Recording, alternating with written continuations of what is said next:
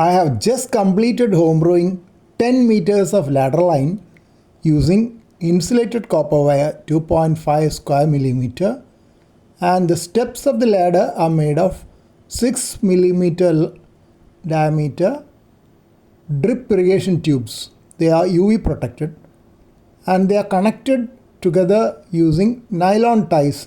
They are black ties which are also UV protected.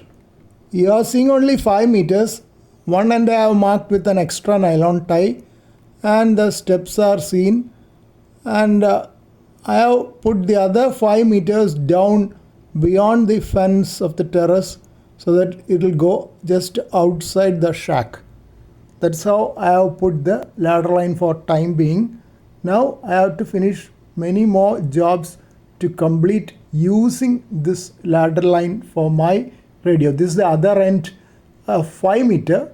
This will show you the work remaining to be done. I had bought 60 meters of wire total, of which 10 plus 10, 20 meters would have gone for the ladder line. Remaining is 40 meters.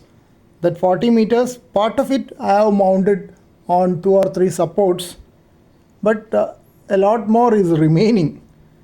My plan was to make something like a delta loop, but I don't have space for a delta loop 40 meter.